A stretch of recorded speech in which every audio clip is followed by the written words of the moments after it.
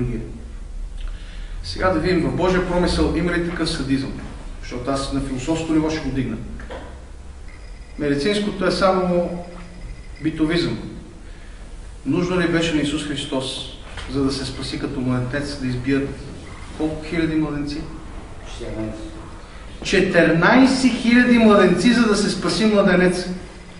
Ако символично това число, ма един да е все едно. Няма никакво значение. Вие разбирате ли за какъв садистичен Божий промисъл става въпрос, ако погледнем от тази гледна точка? Идва един моралист, който не е християн и казва: отче, абе, цялата ви история, кланета и слава на Бога. Кланета и слава на Бога. Мъченици и слава на Бога. Предатели, кланета, мъченици и слава на Бога. Абе, викат, хуманно ли е това? Като гледах филма Страсти Христови, мен ми хареса това. Оказва се, че хората, които не са вярващи, те го възприеха изключително отрицателно. И знаете ли защо? Струва им се прекалено садистичен. Садистично, не натуралистично.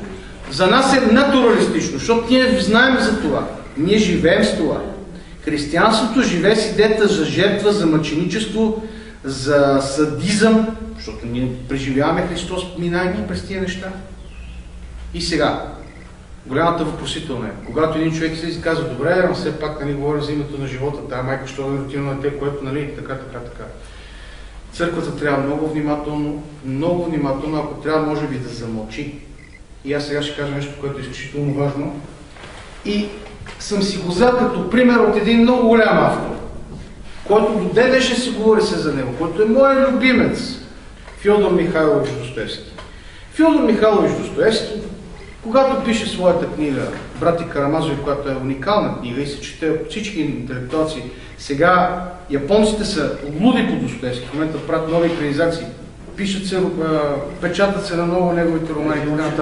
Те не са християни, но много се вълнуват от това, което предлагат.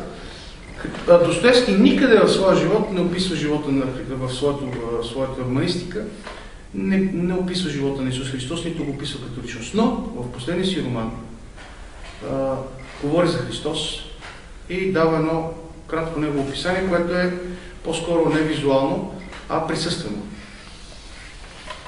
В легендата за Великия инквизитор, може би някои от вас не са чели този роман, тази легенда е една много малка, как да наречем, малък разказ, абсолютно самостоятелен в тази книга.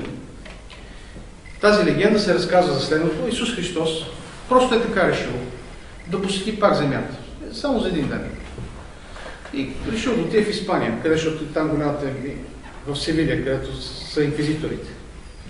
И точно когато върви една процесия по погребение на момиче, той се прокрадва между тълпата.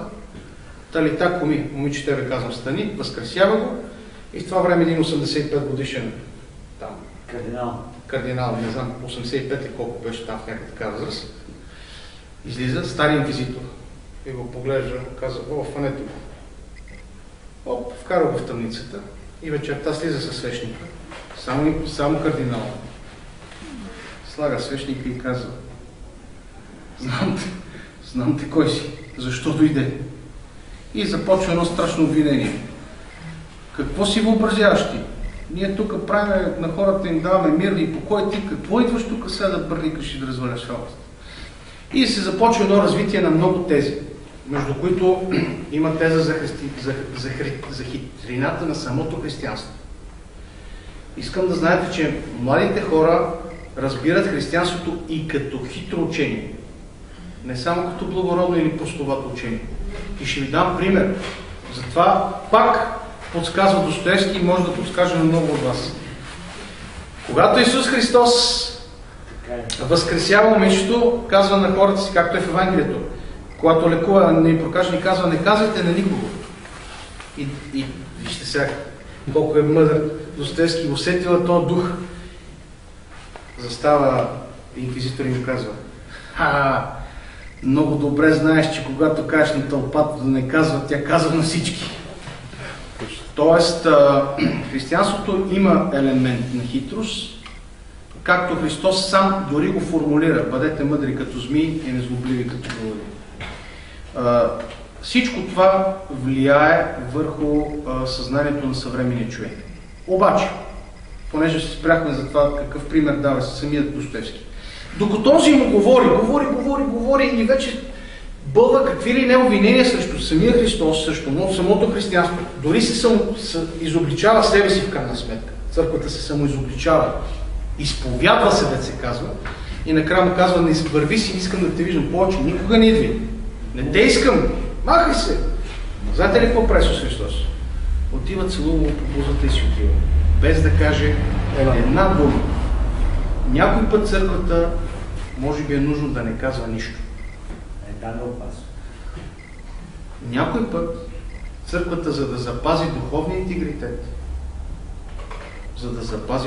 интегритет, силата на духа, защото мълчанието някой път говори много по-силно, отколкото каквото и да било. И в този смисъл ще кажа нещо, което е оценено от един, няма да кажа кой, средно интелигентен за мен човек, излезе и каза: ама когато кажат да говорим и ние не говорим и ни обвиняват, а когато заговорим пак ни обвиняват. Да, значи ни така, ни така. Ами като ни така, ни така, и като имате тази мъдрост да сте го разбрали, не говорете.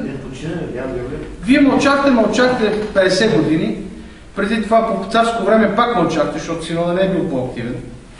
С гавази ви накараха да направите 22 година събор, защото те че няма да се съберат на църковен събор. И така, значи по-добре мълчете, защото иначе въобще е така. Искам да ви кажа, че в историята на църквата има доста недоразумения. И ще се възползвам от моя научен ръководител, който много хубаво го е определил, казва: недоразумение. Който притежава недоразумение, има проблем. Или го правиш от раз и го умееш, или почваш да повтаряш грешка след грешка. Църквата е правила такива грешки. И аз изпълним и с това свършвам. Един много приятен интелектуалец, който си беше по произход от провинцията, но беше хубав човек, Тончо Жечев. Хубав човек. Така може да се каже, че от интелектуалците. Не Тончо Жечев. В момент само да не бъркам сега. Българските велики... Тончо Жечев. Тончо Жечев. Той лично ми е разговарял, аз бях, разбира се, по-млад, ми е говорил за Стоян Цветанов, един голям наш интелектуалец. Четете ви части от неговата книга тук, ако си спомняте, за патернализма. Някои неща. И този човек, си спомням, в едно интервю каза: да не забравяме, и може би бих така дал като съвет на църквата, да не забравя, че тя има грехове. Не е безгрешна, просто да се извини. И понеже нещата наистина вече станаха съвсем, как да кажа, театрални, трагикомични, много тежко. Аз мисля, че това е по Божи промисъл за запазване на божествения интегритет. Те не са в играта. Българската православна църква не присъства на Олимпийските игри на духа. Пропускат вече много Олимпийски игри на духа. Просто не участват, не са в олимпийското движение, за да не кажат по-тежки думи, за да му винат после да кажат, че прави нещо друго. Няма ги и не са участници. И затова се получават тези недоразумения. Това театър ще да. Най-интересно